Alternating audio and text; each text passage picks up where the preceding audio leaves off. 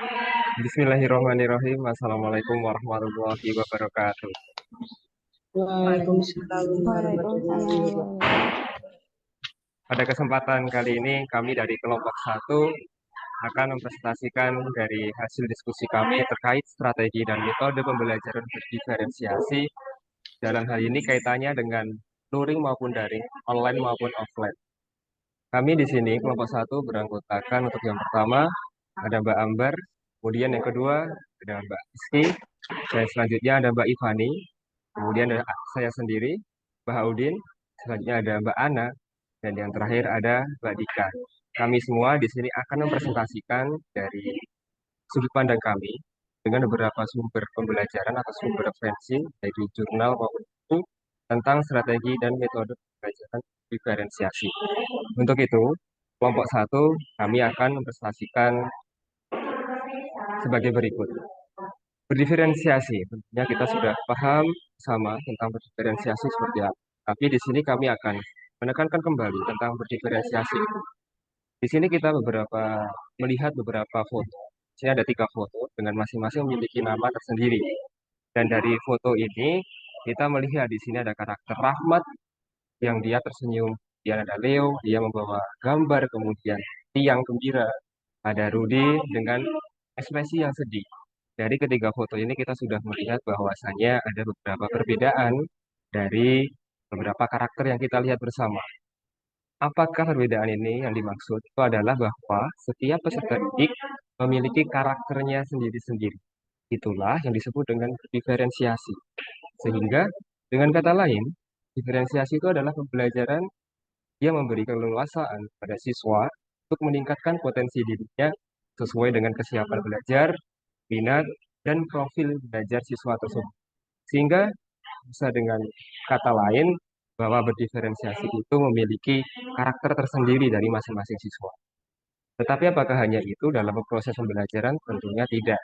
Dalam proses pembelajaran, kita tentunya harus menyiapkan beberapa strategi pembelajaran supaya kegiatan berdiferensiasi di kelas itu dapat berjalan dengan maksimal. Tanpa adanya strategi, tentunya kita semua seperti tidak ada arah, tidak bisa mencapai tujuan pembelajaran yang sesuai kita inginkan. Strategi pembelajaran menurut kelompok kami di sini sudah merangkum adanya 5 strategi pembelajaran. Tentunya kelima ini sebenarnya kita sudah sering mengalami secara langsung ketika menjadi peserta didik maupun ketika menjadi pendidik. Untuk yang pertama, strategi discovery learning atau menyingkap pembelajaran. Kemudian, yang kedua itu adalah strategi inquiry learning, penyelidikan pembelajaran. Yang ketiga, strategi problem based learning atau bisa disingkat dengan PBL, pembelajaran berbasis masalah.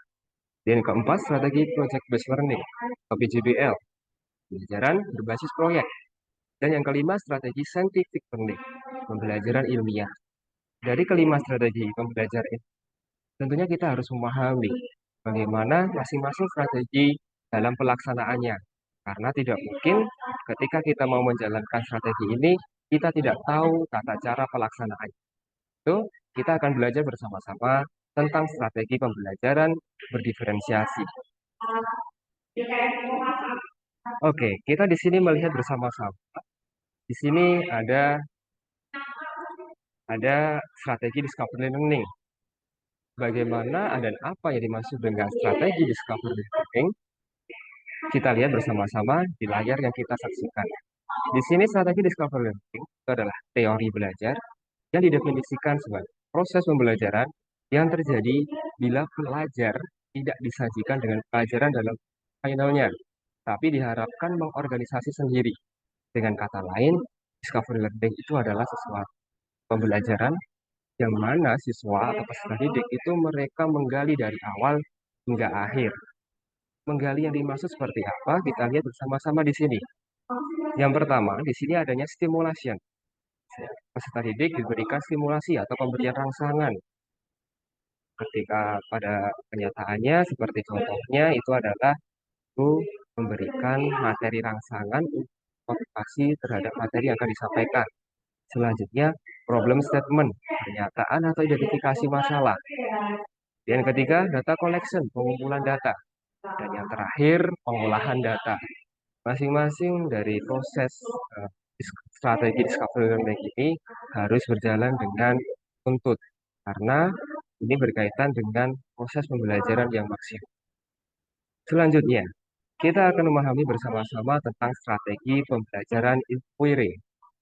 Pembelajaran yang mempersiapkan situasi bagi anak untuk melakukan eksperimen sendiri. Di sini ada kata eksperimen sendiri. Bagaimana maksudnya? Dalam arti luas, ingin melihat apa yang terjadi, ingin melakukan sesuatu, ingin menggunakan simbol-simbol, dan mencari jawaban atas pertanyaan sendiri, menghubungkan penemuan yang satu dengan yang lain, dengan apa yang ditemukan, dengan apa yang ditemukan orang lain. Dengan kata lain, bahwa inquiry di sini itu peserta didik dia memiliki tingkat pemahaman atau kreativitasnya sendiri, eksperimen sendiri.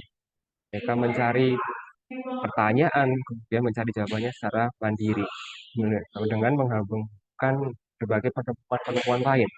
Terus bagaimana proses dalam pembelajaran secara konkretnya? Itu seperti di bawah ini. Ketika kita menggunakan strategi pembelajaran inquiry, kita harus memulai dengan orientasi masalah. Jadi masalah apa yang akan kita ungkapkan. Kemudian merumuskan pertanyaan. Kita membuat pertanyaan dari masalah yang akan kita pecahkan. Setelah pertanyaan kita susun sesuai kebutuhan, barulah kita mengajukan hipotesis sebagai kemungkinan yang akan terjadi. Karena itu penting, karena itu seperti kita mengajak peserta didik lebih kreativitas, membuat hipotesis. Dan selanjutnya adalah mengumpulkan informasi. Tentunya ketika kita melaksanakan pembelajaran, sebagai pendidik harus menggunakan sumber referensi lain, supaya apa yang kita lakukan tentunya dapat memberikan gambaran secara aktual maupun faktual.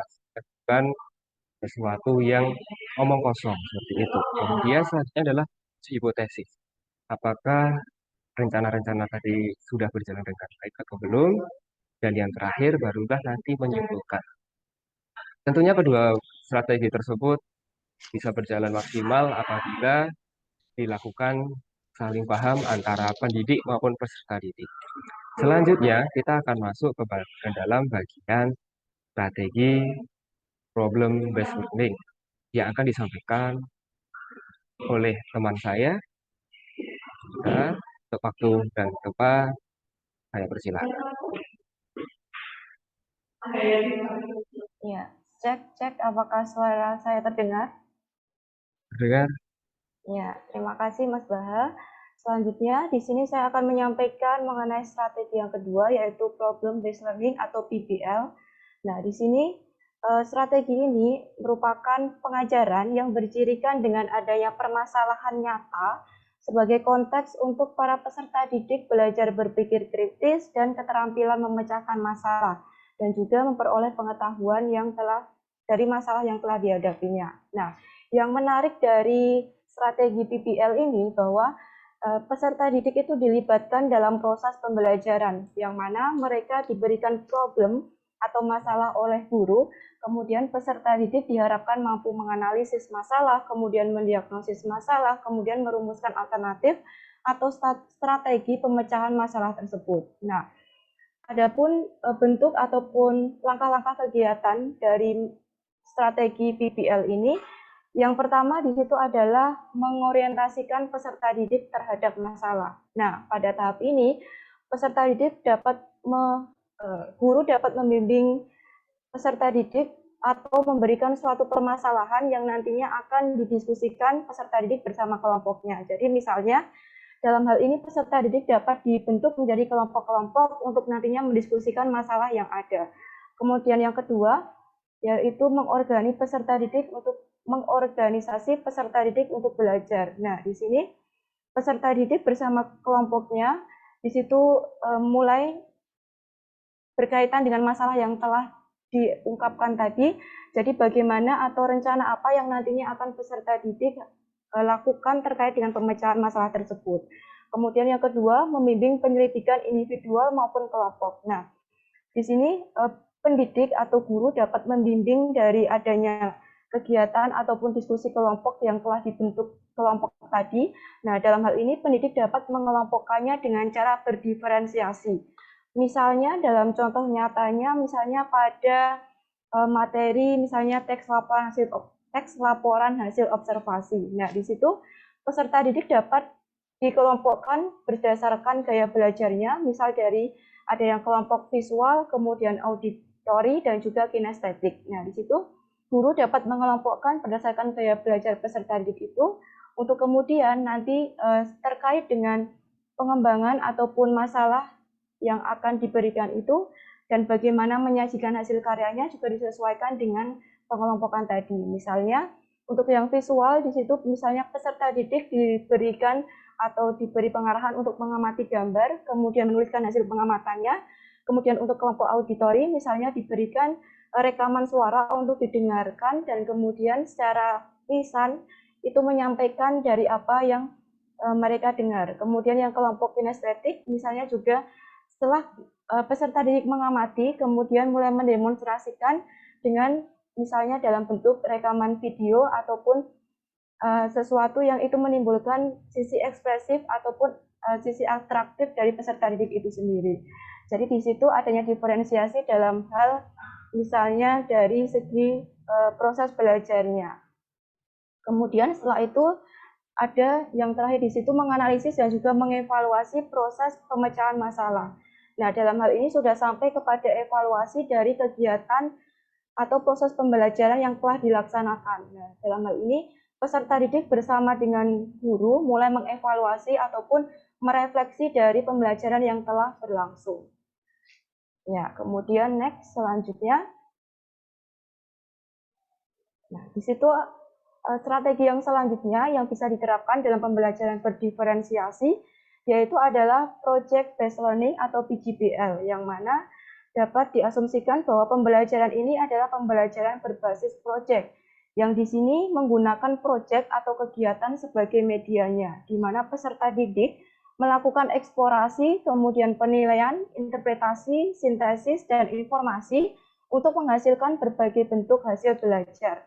Nah, dari Project Based Learning ini bermakna sebagai pembelajaran yang mana juga melibatkan peserta didik di dalamnya atau tetap berorientasi kepada peserta didik karena di sini sebuah strategi yang menurut kami sangat inovatif dan juga menekankan pada belajar kontekstual melalui kegiatan-kegiatan yang kompleks. Nah, kemudian ada beberapa langkah yang bisa diterapkan dalam strategi PJBL ini. Yang pertama adalah penentuan proyek. Nah, di sini guru dan juga membimbing peserta didik untuk menentukan proyek atau hal-hal apa yang nantinya akan dihasilkan dari selama proses pembelajaran tersebut. Kemudian yang kedua adalah perancangan dan juga penyelesaian proyek. Nah, jadi di sini peserta didik membuat perancangan atau desain atau plan dari proyek yang telah ditentukan di awal tadi. Nah, perancangan ini atau perencanaan ini dilakukan secara kolaboratif, yaitu antara peserta didik, misalnya dalam kelompoknya. Jadi lagi-lagi dalam hal ini, guru dapat memanfaatkan skema dengan adanya pengelompokan, misalnya. Kemudian, dari perancangan itu, kemudian nantinya akan masuk ke langkah berikutnya, yaitu penyusunan jadwal. Nah, di sini peserta didik bersama kelompoknya yang tentu juga dibimbing oleh guru, ini bersama-sama menyusun jadwal kegiatan untuk menyelesaikan proyek tersebut. Nah, misalnya jadwal itu berkaitan dengan waktunya, kemudian bagaimana rencana-rencana atau juga pembagian tugas dari penyelesaian proyek tersebut.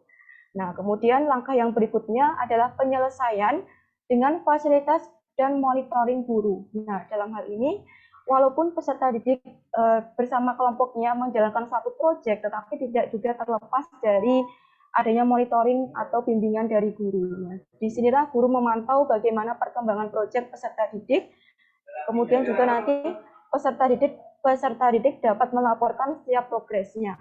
Nah, kemudian yang selanjutnya adalah penyusunan laporan dan juga presentasi. Nah, ini bisa dilakukan ketika sudah sampai pada hasil atau final, kemudian dapat disusun laporannya dan juga nanti hasilnya dapat disampaikan bersama dengan peserta dan teman-teman lainnya dalam bentuk presentasi.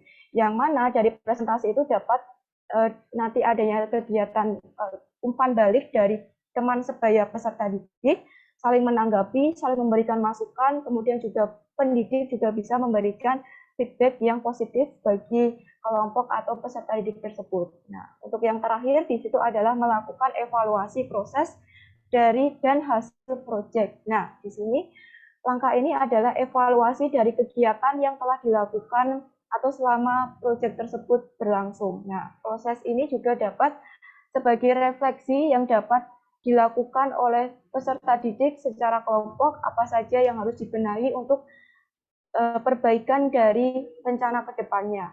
Seperti itu.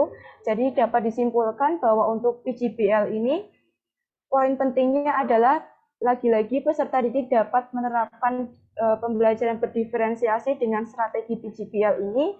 Misalnya kalau ini bisa diambil diferensiasi produk ataupun hasil dari proyek ini. Misalnya kalau dalam ambil saja teks prosedur, nah itu nanti peserta didik akan menghasilkan suatu proyek, misalnya dengan diferensiasi, misalnya ada kelompok yang menghasilkan suatu video tutorial, ada juga nanti kelompok yang menghasilkan suatu poster atau suatu infografis terkait dengan tutorial membuat sesuatu atau menggunakan sesuatu dan lain sebagainya. Jadi lagi-lagi disesuaikan dengan kebutuhan atau karakteristik peserta didiknya.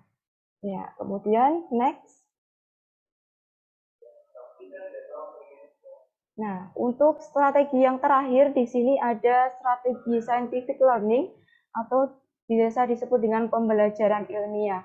Nah, dalam hal ini strategi ini mencakup beberapa langkah yang tentunya dapat mendorong peserta didik juga untuk terlibat aktif dalam pembelajaran.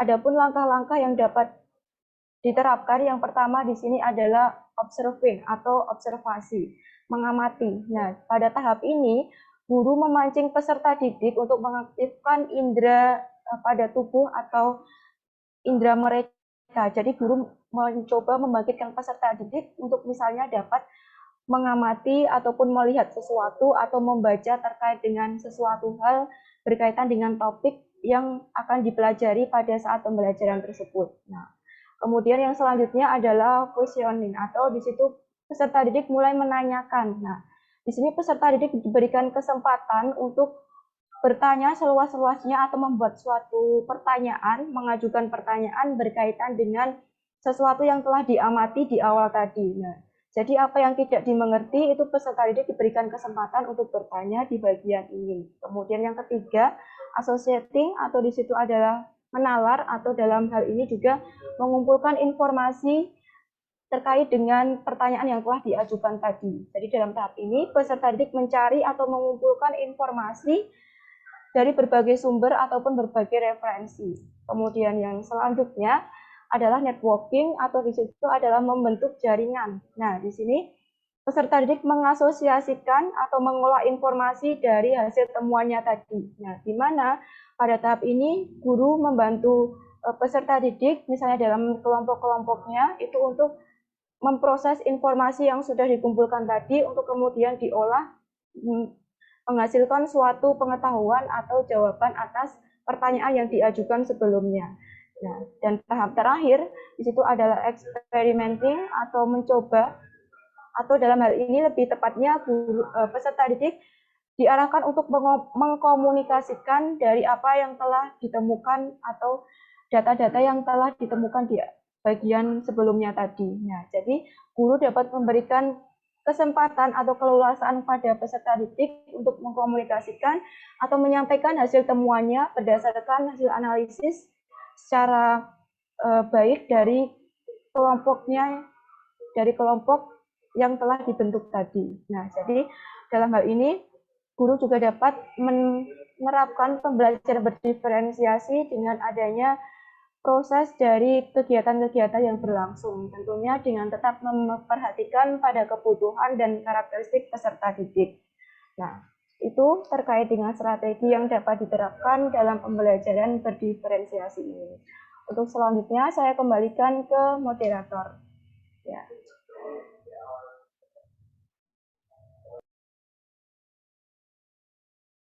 Mas Baha masih di mute.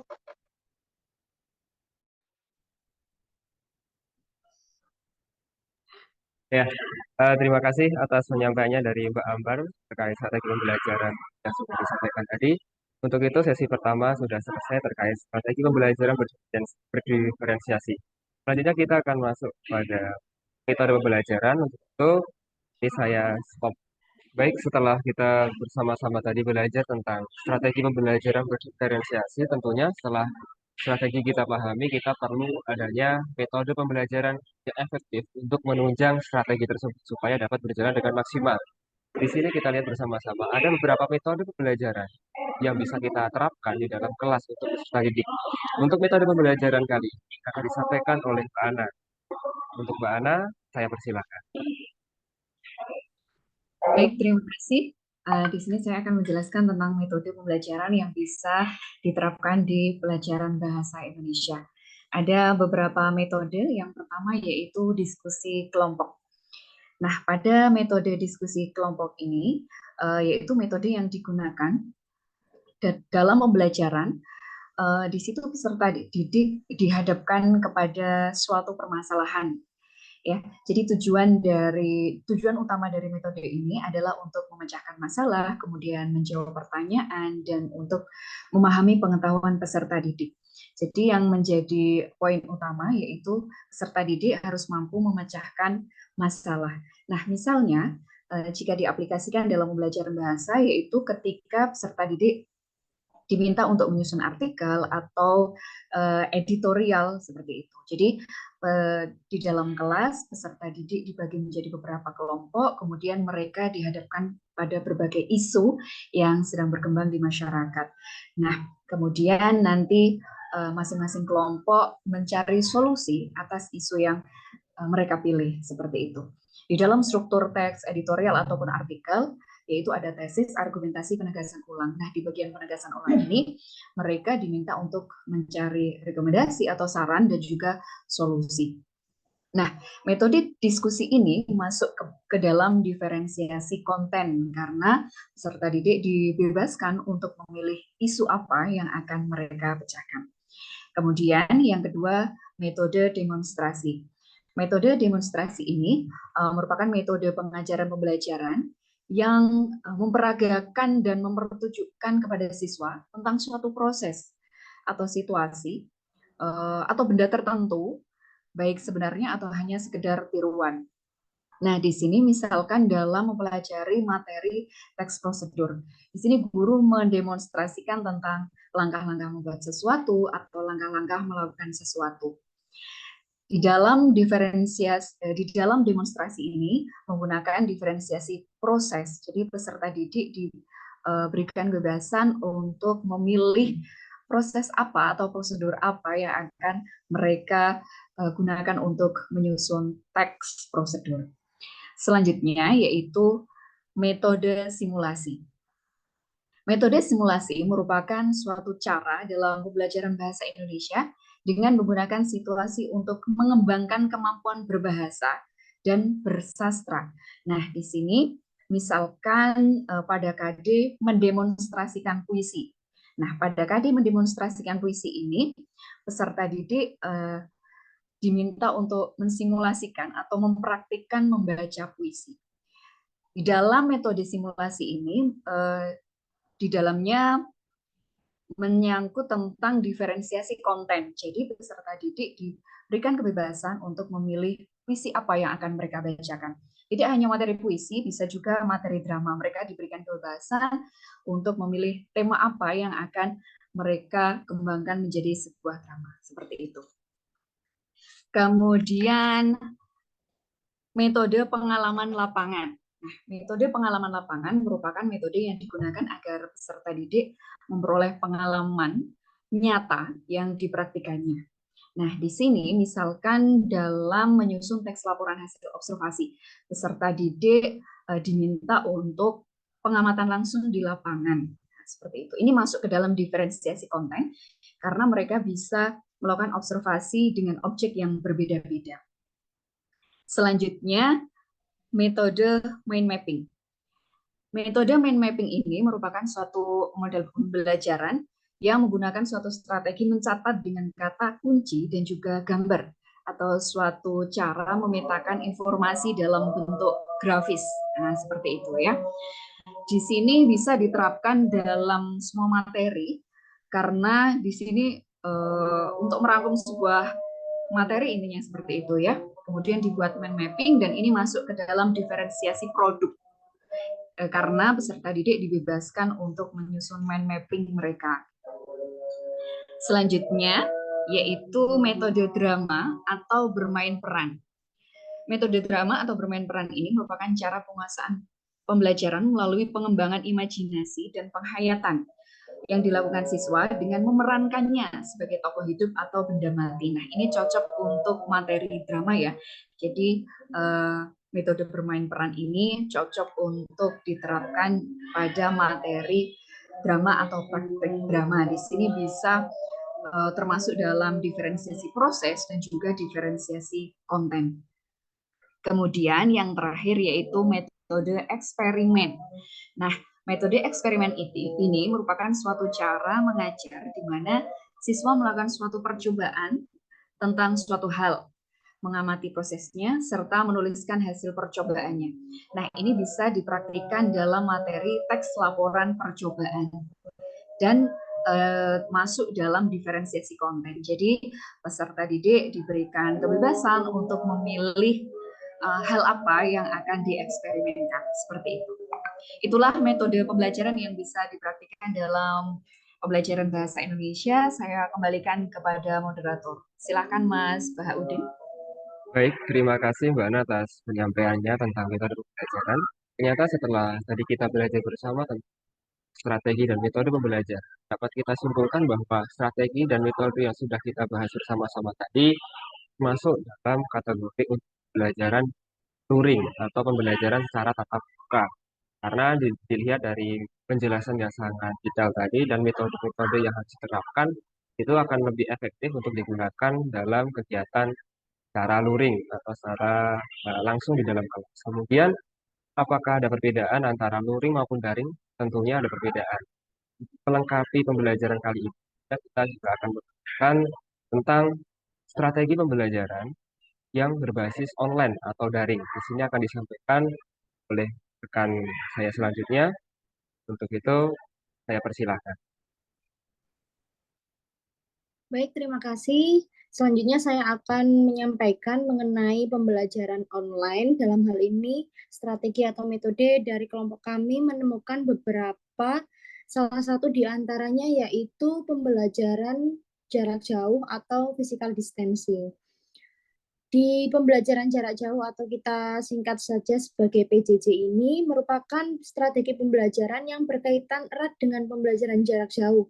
Karena dalam hal ini guru di sini berperan dalam merancang konsep kegiatan pembelajaran dan melibatkan orang tua sebagai pihak perantara untuk menyampaikan kegiatan belajar kepada anak di rumah. Jadi tidak hanya guru dan peserta didik saja, namun juga melibatkan orang tua sebagai perantara di rumah. Selanjutnya, dalam menerapkan pembelajaran jarak jauh atau PJJ, dalam hal ini menggunakan video based learning yang mana merupakan penyampaian pengetahuan atau kita sebut sebagai media yang menggunakan video. Dalam hal ini setidaknya ada dua elemen yaitu visual dan audio. Metode ini sebagai salah satu media penyampaian materi atau media yang dapat menghubungkan antara guru dalam menyampaikan pembelajaran kepada peserta didiknya pada pembelajaran daring atau pembelajaran jarak jauh yang mana mempunyai efek positif di antaranya yaitu meningkatkan kemampuan kognitif, meningkatkan kinerja belajar, kemudian mengembangkan minat dan motivasi peserta didik dan juga peserta didik akan lebih memahami konsep pembelajaran yang diajarkan melalui video yang minimal visual dan audio tersebut. Terima kasih, saya kembalikan kepada moderator.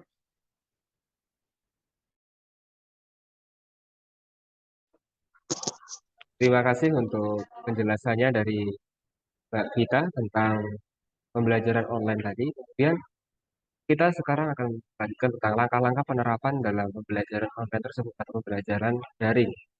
Akan disampaikan oleh Mbak Dika. kesempatannya dipersilakan. Terima kasih atas kesempatan yang telah diberikan. Untuk selanjutnya, saya akan membahas mengenai langkah-langkah penerapan dari pembelajaran jarak jauh atau PJJ. Sebagaimana yang telah kita ketahui bahwa PJJ merupakan kondisi di mana pembelajaran itu dapat berlangsung tanpa pendidik dan juga peserta didik bertemu dalam satu tempat yang sama. Nah, untuk menerapkan PJJ ini, pendidik perlu menggunakan media digital untuk menghubungkan pembelajaran antara peserta didik dan juga pendidik.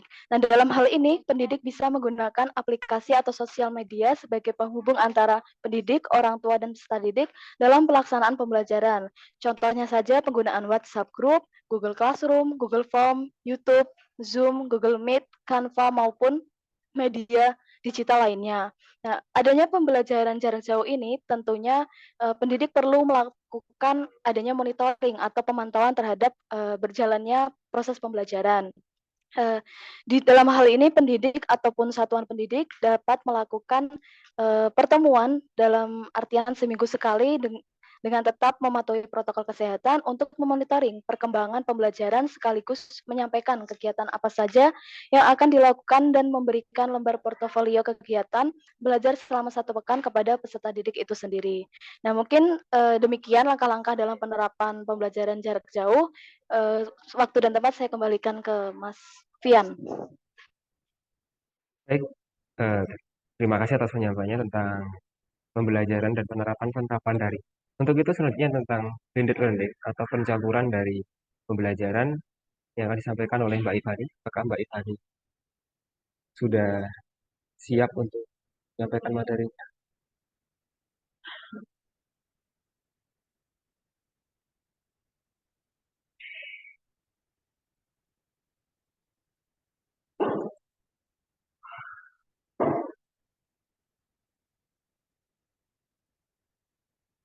Mungkin yang blended learning bisa disampaikan oleh Mbak Ika untuk pengertiannya dan penerapannya. Baik, untuk selanjutnya saya lanjutkan ya. Untuk blended learning. Nah, dalam blended learning ini merupakan perpaduan atau kombinasi dari berbagai pembelajaran, baik secara daring maupun luring. Dari blended learning ini, pendidik mempunyai peranan untuk menciptakan pembelajaran dari percampuran antara pembelajaran luring dan juga pembelajaran daring. Nah, proses belajar tidak hanya mendengarkan uraian materi dari pendidik saja, namun memungkinkan siswa untuk dapat menggunakan fasilitas e-learning yang memungkinkan untuk diakses di mana saja dan kapan saja. Nah, dengan diterapkannya blended learning ini, diharapkan dapat membantu peserta didik untuk lebih tertarik mengikuti kegiatan belajar di dalam maupun di luar kelas. Selanjutnya, untuk langkah-langkah penerapan dari blended learning sendiri, pendidik dapat mengupload atau mengunggah materi pembelajaran serta tugas-tugas pada aplikasi atau e-learning yang telah disediakan. Kemudian pendidik bisa mengkonfirmasi kepada siswa untuk mempelajari materi yang telah diunggah tersebut, baik secara langsung maupun tidak langsung, dalam artian melalui e-learning. Selain itu, pendidik juga dapat mengecek kehadiran serta keaktifan peserta didik dalam e-learning maupun tatap muka. Dalam hal ini, pendidik dapat memotivasi dan membimbing peserta didik untuk mendapatkan informasi tambahan serta memberikan jawaban dari masalah yang sulit dimengerti oleh peserta didik itu sendiri. Pendidik juga perlu mengapresiasi keberhasilan peserta didik dalam mengerjakan tugas dan memberikan evaluasi melalui aplikasi atau e-learning dalam membentuk kuis maupun esai yang telah dipersiapkan. Nah, mungkin demikian saya kembalikan ke Mas Fian. Baik, terima kasih untuk materi hari ini tentang strategi dan metode pembelajaran berdiferensiasi. Ternyata setelah kita mempelajari materi hari ini, memang kita sebagai generasi penerus, terutama bagi pendidik, untuk mempersiapkan strategi dan metode yang harus kita sesuaikan dengan karakter siswa. Karena bagaimanapun juga, karakter siswa yang beragam ketika tidak menggunakan strategi yang tepat, maka yang ada nanti adanya ketidakberhasilan dalam membentuk karakter pada peserta didik sendiri.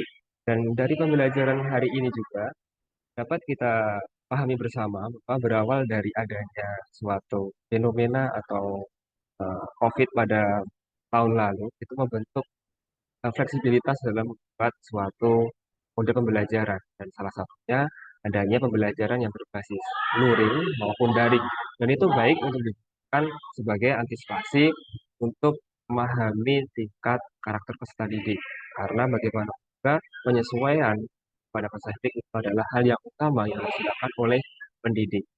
Kami rasa cukup sekian presentasi dari kami terkait strategi dan metode belajar yang berdiferensiasi. Semoga pertemuan kali ini menambah wawasan kita bersama dan menjadi langkah awal kebaikan bagi pendidik maupun peserta didik dalam meningkatkan pembelajaran maupun pendidikan di Indonesia. Nah, kami tutup. Atas perhatiannya, terima kasih. Wassalamualaikum warahmatullahi wabarakatuh.